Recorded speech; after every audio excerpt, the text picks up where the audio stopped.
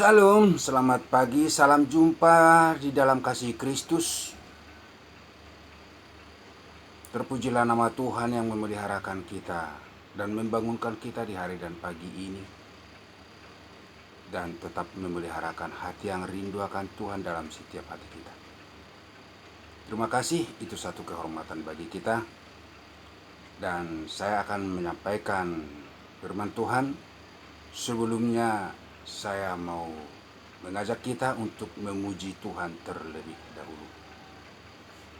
Kita angkat pujian ini dengan bersungguh-sungguh, mengasihi.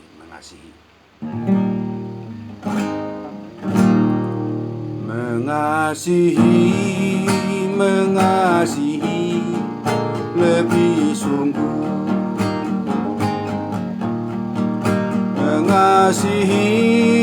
Mengasihi lebih sungguh.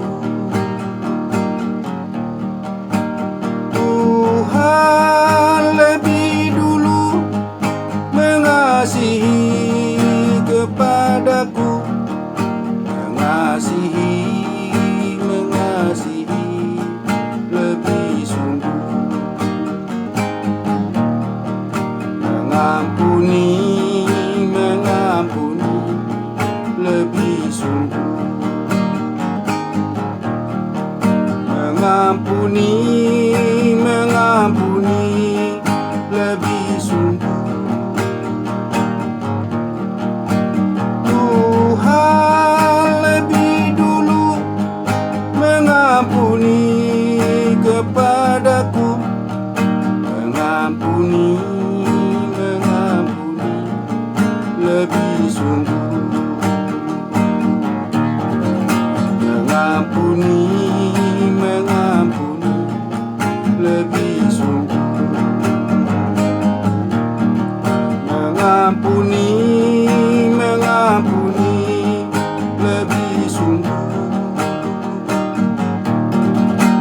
Tuhan lebih dulu mengampuni kepadaku. Mengampuni lebih sungguh. Baik, puji Tuhan.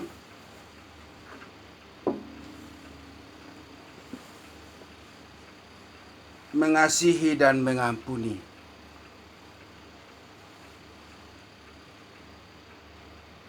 Yesus datang ke dunia ini karena kasih. Yohanes 3 ayat 16 berkata,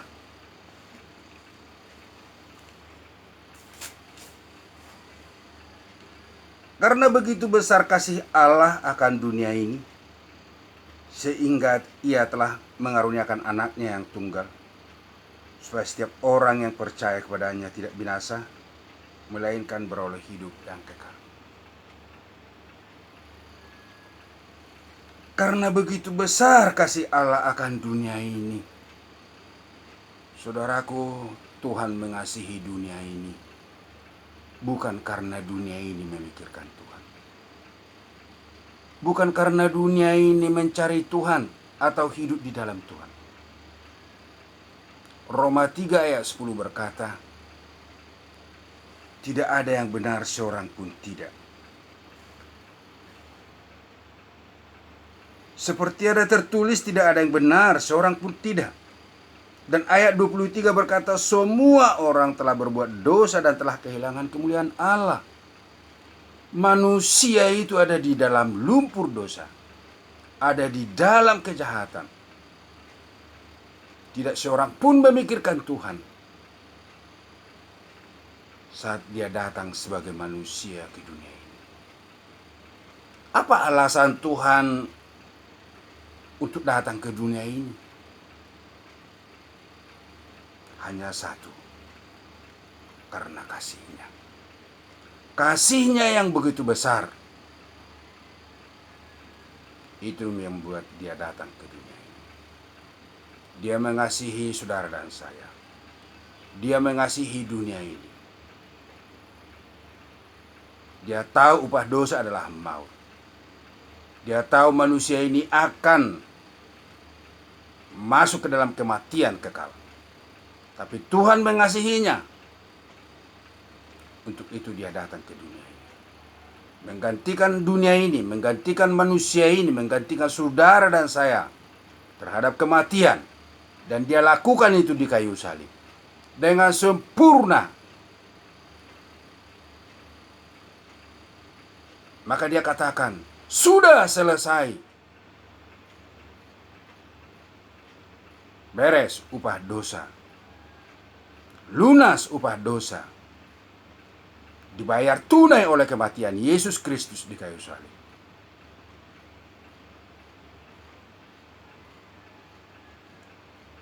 Kasihnya membuat dia rela mati di kayu salib.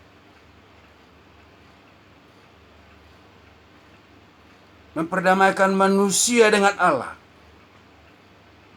Dia mati di kayu salib. Saudaraku, mengampuni itu penting. Berdamai itu penting.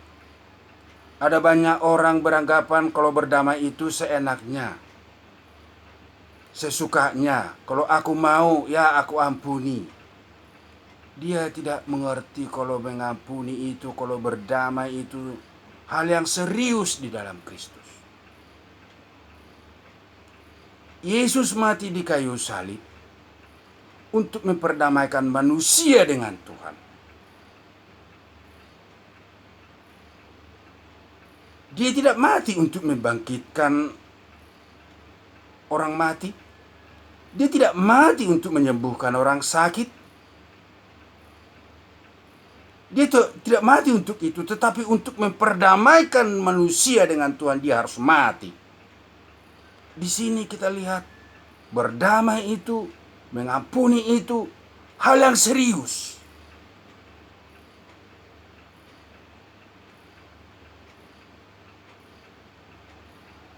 Mengapa kita sulit mengampuni? Mengapa kita sulit untuk berdamai? Karena kita jauh beda dengan Tuhan. Tuhan tahu manusia itu dalam berdosa.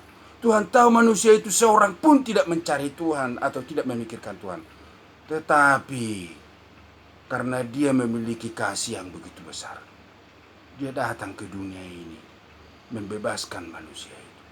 Beda dengan saudara dan saya. Kita ini bukan memiliki kasih yang begitu besar terhadap saudara kita, tetapi pengetahuan kita yang besar kepada saudara kita. Makanya sulit mengampuni.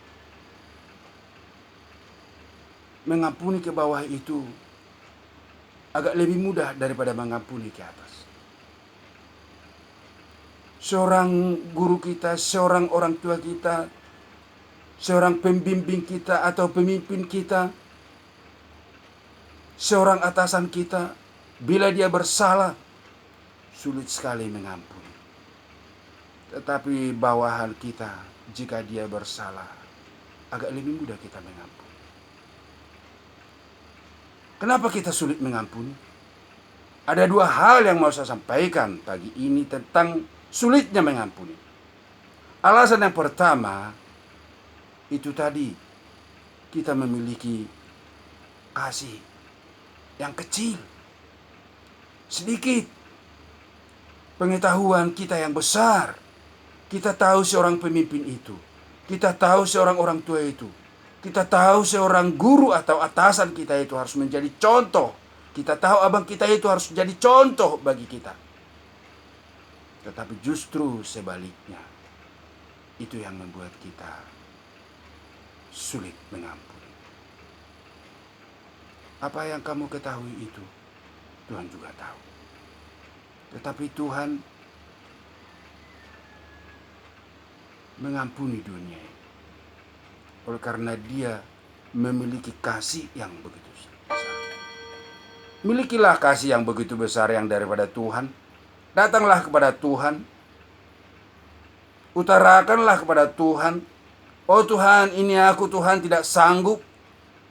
Ampuni saya, tolong saya. Beri saya kesanggupan untuk mengampuni setiap saudaraku ini. Tolong saya dalam nama Yesus.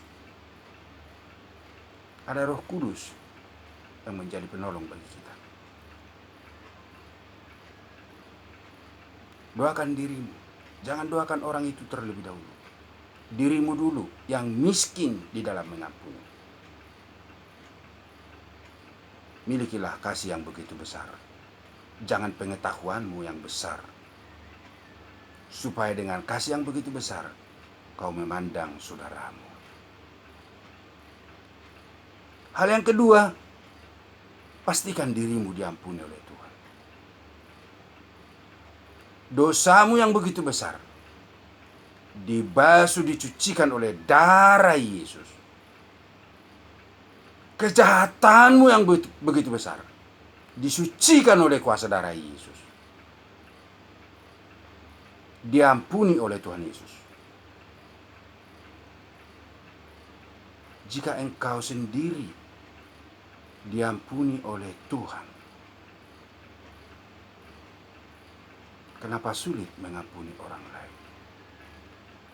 Allah berkemurahan untuk mengampunimu dari segala kejahatanmu dan dari segala dosamu. Bahkan Dia tidak mengingat-ingat dosamu lagi. Tuhan yang berkemurahan mengampunimu. Mari belajarlah untuk berkemurahan mengampuni setiap orang, siapapun itu. Kelak kita akan menghadap tahta pengadilan Kristus. Di sana tidak akan ditanya, "Weh, siapa kamu yang salah? Apa masalahmu?" Tidak. Bukan demikian, saudaraku.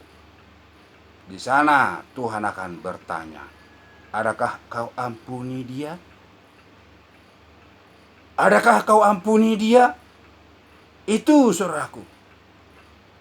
Karena ukuran yang kamu pakai untuk mengukur akan diukurkan kepadamu.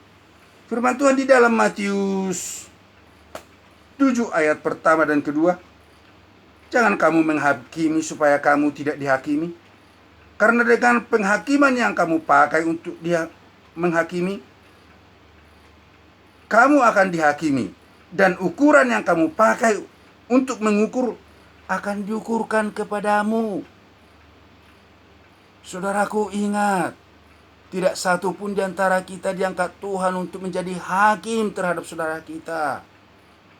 Kita saling mendoakan, kita saling mendukung siapapun saudara dan saya. Kita adalah saudara di dalam Kristus. Kalau ada kekurangan saudara kita, katakan, "Tidak kebetulan ini terbuka bagi saya, tetapi ini harus dibereskan." Kasih dia, bawa dia ke dalam Tuhan. Mungkin dia tidak mengerti, sampaikan firman dengan kasih.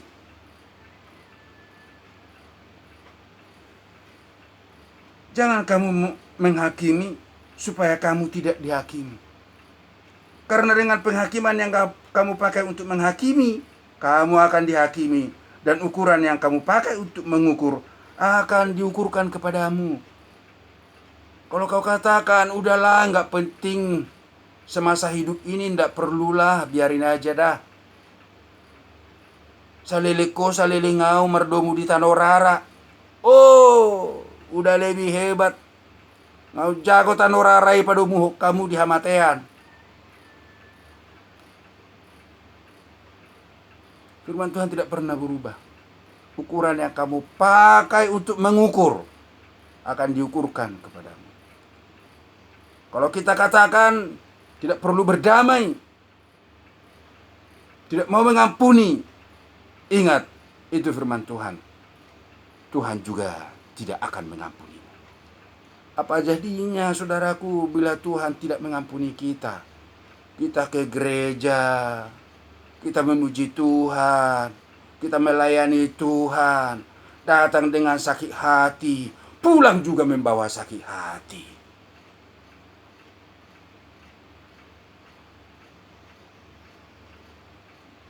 Sulit mengampuni. Karena kasihmu minim, terlalu kecil. Kasihmu kecil. Pengetahuanmu, tuntutanmu lebih besar daripada kasihmu. Datanglah kepada Tuhan pemilik kasih yang begitu besar. mintalah kasih yang begitu besar supaya diberikannya kepadamu. Agar dengan kasih kamu memandang setiap orang, dengan kasih kamu melihat saudara-saudaramu, agar kamu sanggup mengampuninya. Berdamai itu penting. Berdamai itu penting. Ketahui, untuk memperdamaikan dunia ini, Dia telah mati. Berdamai itu hal yang serius di dalam Tuhan. Terima kasih. Semoga Tuhan memampukan kita untuk melakukan firman Tuhan. Firman Tuhan bukan hanya untuk diketahui, tetapi firman Tuhan untuk dilakukan. Berbahagialah orang yang mendengar dan melakukan firman, karena dia akan beroleh kemurahan. Terima kasih. Demikian firman Tuhan. Tuhan Yesus memberkati. Bapa, terima kasih firman-Mu. Tolonglah kami Tuhan, supaya kami mengasihi setiap saudara kami. Kasih-Mu yang begitu besar beri kepada kami, agar dengan kasih itu kami melihat setiap saudara kami yang bersalah. Dan tolong Bapa supaya kami mengampuni setiap saudara kami yang bersalah kepada kami, seperti Engkau yang telah mengampuni kami dan tidak mengingat-ingat dosa dan kesalahan kami. Ajar kami melakukan hal yang sama untuk setiap saudara kami. Terima kasih Bapa, di dalam nama Yesus Kristus kami bersyukur dan kami selalu berdoa. Haleluya. Amin. Demikian firman Tuhan. Saya Pendeta Rustam.